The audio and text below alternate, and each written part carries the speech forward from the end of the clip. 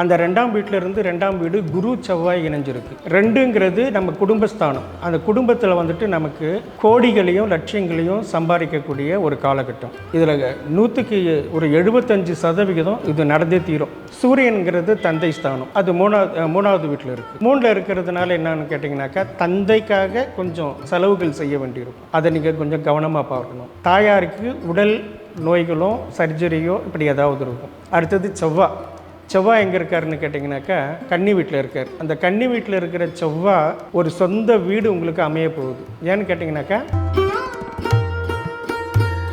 பெருமாளை வந்துட்டு வழிபட வேணும். முக்கியமாக இந்த ராகு கேது தோஷங்கள் நம்மளை வந்துட்டு தாக்காமல் இருக்கணும் அப்படின்னு சொன்னாக்கா,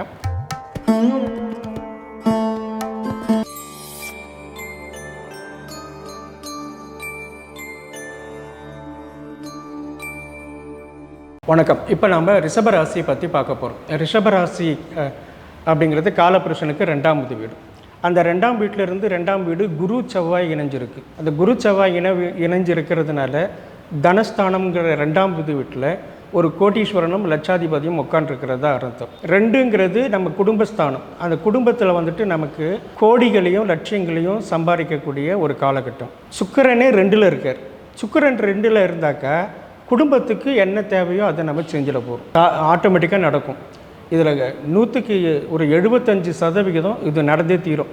நல்ல பலன்கள் கிடைக்கும். 2வது வந்துட்டு குருவுக்கு அடுத்தது கடகத்தில் வந்து சூரியனும் புதனும் இருக்குது. சூரியனும் புதனும் இருக்கிறதுனால சூரியனுங்கிறது தந்தை ஸ்தானம். அது மூணாவது வீட்டில் இருக்குது. 3ல் இருக்கிறதுனால என்னன்னு கேட்டிங்கனாக்கா, தந்தைக்காக கொஞ்சம் செலவுகள் செய்ய வேண்டியிருக்கும். ஏன்னு கேட்டிங்கனாக்கா, அந்த சூரியன் வந்துட்டு 7ஆம் பார்வையாக வந்துட்டு காலபுருஷனுக்கு 10ஆம் வீடத்தை பார்க்கப்படுது. 10ஆம் வீடை பார்க்கறதுனால என்னன்னு கேட்டிங்கன்னா, அது கர்மஸ்தானம். 10ஆம் வீடுங்கிறது கர்மஸ்தானம். ஸோ அந்த தந்தைக்காக சிலர் அந்த கர்ம காரியங்கள் அப்படி செய்ய வேண்டியிருக்கும். அப்படி இல்லை அப்படின்னாக்கா மருத்துவ செலவுகள் இருக்கும். 2வது புதன் கூட இருக்கார். அந்த ஒரு வீட்டில் வந்துட்டு எந்த கிரகம் எதை கடந்து போகுதுங்கிறது பார்க்கணும். அந்த வீட்டில் இருக்கிற சூரியனை வந்துட்டு புதன் கடந்து வரப்போகிறார். புதன் வந்துட்டு இப்போ வக்ரகமாக இருந்து வக்ர நிவர்த்தி அடைய போகிறார். அதுக்கப்புறம் வக்ர நிவர்த்தி ஆகி வக்ர வீடு மாறப்போகிறார், சிம்மத்துக்கு வரப்போகிறாரு. அதே மாதிரி சுக்கிரனும் பயிற்சி ஆக போகிறார். இந்த 2 பயிற்சியும் இந்த மாதத்தில் உண்டு. அது என்னன்னு கேட்டிங்கனாக்கா, வருமானமும் செலவும் ஈக்குவலாக இருக்குது அப்படிங்கிறத எடுத்துக்காட்ட போகிறோம். 2வது வந்துட்டு சிம்ம வீட்டில் கேது இருக்கார். சிம்ம வீட்டில் கேது இருக்கிறதுனா 4ல் கேதுனா தாயாருக்கு வந்துட்டு மருத்துவ செலவு இருக்கும். அப்படி இல்லை அப்படின்னாக்கா அவங்களுக்கு ஒரு சர்ஜரி நடக்க வேண்டியது இருக்கும். அதை நீங்கள் கொஞ்சம் கவனமாக பார்க்கணும். தாயாருக்கு உடல் நோய்களோ சர்ஜரியோ இப்படி ஏதாவது இருக்கும். அதனால் கேது வந்து அடுத்து வரப்போகிறது ரெட்ரோகிரேட், அதாவது பின்னோக்கி வரப்போகிறார், கடகத்துக்கு வரப்போகிறார். அதான் பயிற்சியாக இருக்குது. இந்த ராகு கேது பயிற்சி தாயாருக்கு ஒரு சுகவீனத்தை கொடுக்குமே தவிர மற்றபடி ஒரு அசுப காரியத்தை கொடுத்து ஒரு நன்மையை தர போகிறாருங்கிறது உண்மை. அடுத்தது செவ்வாய் எங்கே இருக்காருன்னு கேட்டிங்கனாக்கா, கன்னி வீட்டில் இருக்கார். அந்த கன்னி வீட்டில் இருக்கிற செவ்வாய் ஒரு சொந்த வீடு உங்களுக்கு அமைய போகுது. ஏன்னு கேட்டிங்கனாக்கா, உங்கள் ராசியில் இருந்துட்டு செவ்வாய் வந்துட்டு 5ஆம் வீட்டில் வந்து செவ்வாய் இருக்கார். 5ஆம் வீட்டில் செவ்வாய் இருக்கிறது என்னென்னு கேட்டிங்கன்னா, கண்டிப்பாக ஒரு நல்ல வீடை சிறப்பாக கட்ட போகிறீங்க.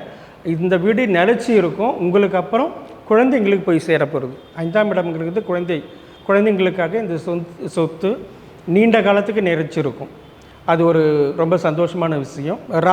ராகு சனி வக்ர பயிற்சி வக்ரத்தில் இருக்குது. இந்த சனி வக்ரகமாக இருக்கும்போது 7ஆம் பார்வையாக செவ்வாய் வந்து சனியை பார்க்குறார். அப்போ என்னன்னு கேட்டிங்கனாக்கா, நீங்கள் புது வீடு வாங்கிறத விட பழைய வீடு வாங்கி அதை ஆல்ட்ரேஷன் பண்ணலாம்.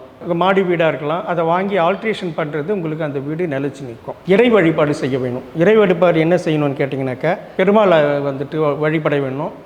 முக்கியமாக இந்த ராகு கேது தோஷங்கள் நம்மளை வந்துட்டு தாக்காமல் இருக்கணும் அப்படின்னு சொன்னாக்கா, ராமானுஜர் வழிபாடு ரொம்ப நல்லது. ராமானுஜர் ஸ்ரீரங்கம் போயிட்டு நீங்கள் பெருமாளை வழிபடலாம், ராமானுஜரை வழிபடலாம். இதில் வழிபட்டிங்கன்னா இந்த ராகுனுடைய தோஷ நிவர்த்தி நமக்கு பூரணமாக கிடைச்சி நல்ல வழி கிடைக்கும். ஏன்னு கேட்டிங்கனாக்கா, ராகு வந்துட்டு உங்கள் ராசிக்கு 10ஆம் இடத்துல இருக்கார். 10ஆம் இடத்துல இருக்கிறதுனால தொழில் மேன்மை கிடைக்கும், நல்ல உத்தியோக உயர்வு இதெல்லாம் கிடைக்கணுன்னாக்கா நீங்கள் வந்துட்டு ராமானுஜரை வழிபடலாம். இல்லை ராகு கேதுக்கு வந்துட்டு விநாயகருக்கு நீங்கள் வழிபட்டீங்கன்னாக்கா அந்த தோஷத்திலிருந்து நிவர்த்தியாகி வரலாம். நரசிம்மர் வழிபாடு ரொம்ப சிறப்பை தரும். சுக்கிரன் ஆன்மீக இதில் இருக்கிறது இது பயிற்சி ஆக போகிறதுனால நீங்கள் என்ன பண்ணணும்னு கேட்டிங்கனாக்கா, சுக்கிரன் காரகத்துவத்தை நம்ம பயன்படுத்தணும். எப்படி பயன்படுத்தணும்னு கேட்டிங்கனாக்கா, புது துணி ஆடை ஆபரணங்கள் வாங்குறது, சென்ட் அடிச்சுக்கிறது, இதையெல்லாம் பண்ணிங்கன்னு சொன்னீங்கன்னாக்கா சுக்கிரன் வந்துட்டு 2ஆம் இடம் 3ஆம் இடத்துக்கு அங்கே போகிறதுனால 3க்கு போனீங்கன்னாக்கா சில செலவினங்கள் வரும், அதெல்லாம் கட்டுப்படுத்தும். சுக்கிரனுடைய காரகத்தில் நீங்கள் நல்லா பயன்படுத்திக்கோங்க. அதுக்கப்புறம் புதன் காரகத்தில் இருக்கிறது, புதன் வந்துட்டு கடகத்தில் இருக்கிறதுனால ஏழை குழந்தைங்களுக்கு வந்து கல்விக்கு உதவலாம், நோட்டு புத்தகங்கள் வாங்கி கொடுக்கலாம், குழந்தைங்களுக்கு அன்னதானம் பண்ணலாம். இப்படியெல்லாம் பண்ணிங்கனாக்கா உங்களுக்கு வாழ்க்கையில் ஒரு உயர்ந்த நிலைக்கு வர முடியும். விநாயகர் சதுர்த்தி வரப்போகுது 27ஆம் தேதி. அந்த விநாயகர் சதுர்த்தி அன்னைக்கு சுண்டல் படையல் பண்ணி குழந்தைங்களுக்கு இதுவாக கூட படையல் கொடுங்க. விநாயகர் சதுர்த்தி இது பண்ணும்போது கேதுனுடைய ஆதிக்கம் நமக்கு ரொம்ப பலப்படும். அப்புறம் வந்துட்டு இந்த மாதம் உங்களுக்கு வந்துட்டு ஒரு நல்ல கோட்டீஸ்வர யோகம் நம்ம வந்துட்டு நம்மளுடைய தசாபுத்தி நமக்கு ஒர்க் ஆகணும். தசாபுத்தி நமக்கு அனுகூலமாக இருந்து நம்ம பிறந்த கால ஜாதகத்தில் வந்துட்டு நம்ம கிரகங்கள் வந்துட்டு அந்த குருவையும் சுக்கிரனையும் பார்வை பெற்றால் ரொம்ப யோக காலமாக இருக்குங்கிறது உறுதி. நரசிம்மரை வழிபடுங்க. வெள்ளிக்கிழமை நரசிம்மருக்கு நெய் விளக்கு போட்டு ஆராதனை பண்ணுங்க. ஆன்மீக பயணமாக வந்துட்டு நீங்கள் மலைஸ்தானத்துக்கு போயிட்டு வாங்க. ஏன்னாக்கா செவ்வாய் வந்து மலைக்கினுடைய அதிபதி. வீடு வாங்குறதுக்கு கட்டுறதுக்கு இதுக்கான அனுகூலமான காலங்கள் இந்த நேரத்தில் உண்டு. வணக்கம். டெம்பிள் எக்ஸ்பிரஸ் நேயர்களுக்கு வணக்கம். நான் அஸ்ட்ராலஜர் கோகுலக்கண்ணன். இப்போ நாம் பார்க்க போகிறது கோச்சார கிரகங்கள் ஆகஸ்ட் மாதம் 2025 வருடத்தினுடைய கிரக பெயர்ச்சிகளில் நம்ம பார்க்க போகிறோம். இந்த மாதத்தில் வந்து 2 கிரகங்கள் பெயர்ச்சி ஆகுது. அதாவது புதன் வந்துட்டு கடக வீட்டிலேருந்து சிம்ம வீட்டுக்கும், சுக்கிரன் வந்துட்டு மிதுன வீட்டிலேருந்து கடக வீட்டுக்கும் பயிற்சி ஆகிறது. இந்த 2 பயிற்சியோடு சேர்ந்து நாம் இந்த ஆடி மாதத்தை கொஞ்சம் விமர்சையாக நாம் கொண்டாடிக்கிட்டு வரோம். இதில் பெண்களுக்கு வந்துட்டு இந்த ஆடி மாதத்தில் அம்மனை வழிபடுறது ரொம்ப சிறப்பு.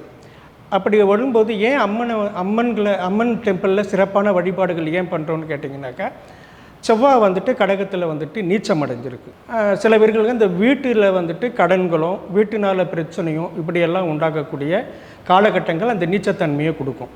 சில பேருக்கு வந்துட்டு விரயங்களில் வீட்டை விற்றுட்டு ரொம்ப கஷ்டங்களை கொடுக்க வேண்டிய காலகட்டங்கள் இருக்கும். அதை வந்துட்டு சில பேருக்கு வந்துட்டு நன்மை கொடுக்கும். அது எப்படி நன்மை கொடுக்குங்கிறத இப்போ பார்க்கலாம். அதை வந்துட்டு சில பரிகாரங்கள் மூலமாக வந்துட்டு அந்த நம்ம தவிர்க்க முடியும். எப்படி தவிர்க்க முடியும்னு கேட்டிங்கனாக்கா, செவ்வாய் வந்து கடகத்தில் நீச்சமாக இருக்கிறதுனால அம்மன் கோவிலுங்களுக்கெல்லாம் பார்த்தீங்கன்னாக்கா கூழ் வார்த்து கருவாடு முருங்கைக்கீரை அப்படிங்கிறத வந்துட்டு அங்கே பிரசாதமாக வழங்குவாங்க எல்லாருக்கும். அது என்ன தாத்பரியம்னு கேட்டிங்கனாக்கா, கருவாடுங்கிறது நீச்சத்தன்மை. அந்த கருவாடு அந்த மாதத்தில் நாம் உண்டோம் அப்படின்னாக்கா செவ்வாயுடைய நீச்சத்தன்மை விலகி நமக்கு நல்லது நடக்குங்கிறது தாத்பரியம். இதை நம்ம முன்னோர்கள் வந்துட்டு அது கரெக்டாக தான் வழி நடத்திக்கிட்டு வராங்க. முருங்கை வந்து புதனுடைய காரகம். ஆயில்யம் நட்சத்திரம் இருக்காங்க. கடகத்தில் என்னென்ன இருக்குது? புனர்பூசம் 4ஆம் பாதம், பூசம் 4ஆம் பாதம், ஆயில்யம் 4ஆம் பாதம் சொல்லிட்டு 3 இருக்குது. அதனால் அந்த குருவினுடைய தன்மை 4ஆம் பாதத்தினுடைய தன்மையும் சனியினுடைய பூசத்தினுடைய 4 1ஆம் பாதம் 2ஆம் பாதம் 3ஆம் பாதத்தினுடைய தன்மையில் தான் நாம் வந்து அந்த கூழ் வார்க்கிறது அம்மனுக்கு. சனியினுடைய காரகம்ங்கிறதுனால அந்த கருவாடு நீச்சத்தன்மையை நாம் வந்து சாப்பிட்டோம் அப்படின்னாக்கா நமக்கு வந்துட்டு அந்த செவ்வாயுடைய கெடு பலன்கள் வந்துட்டு நமக்கு நிவர்த்தி ஆகிறதையும், அந்த முருங்கைக்கீரை அப்படிங்கிற உணவாக நாம் எடுக்கும்போது நமக்கு வந்துட்டு அந்த புதனுடைய காரகத்துவம் அது வந்துட்டு நம்ம நன்மை நடக்கும். புதன்கிறது என்ன? அங்கே வந்துட்டு ஆதிசேஷனுடைய அம்சம். ஆதிசேஷனுடைய அம்சம் அங்கே இருக்கிறதுனால நமக்கு வந்துட்டு பூரணமாக நமக்கு வந்துட்டு அந்த 12ஆம் இடம் எடுத்துன்னு சொல்லக்கூடிய அயன சைன போகங்கள், குடும்ப விருத்தி, தன விருத்தி, இதையெல்லாம் வந்துட்டு அந்த ஆதிசேஷனுடைய எம்பெருமான் நாராயணனுடைய அருளும் நமக்கு சேர்ந்து நமக்கு கிடைக்குங்கிறதுனால இந்த ஆடி மாதத்தை வந்துட்டு நம்ம சிறப்பாக கொண்டாடிக்கிட்டு வரோம்.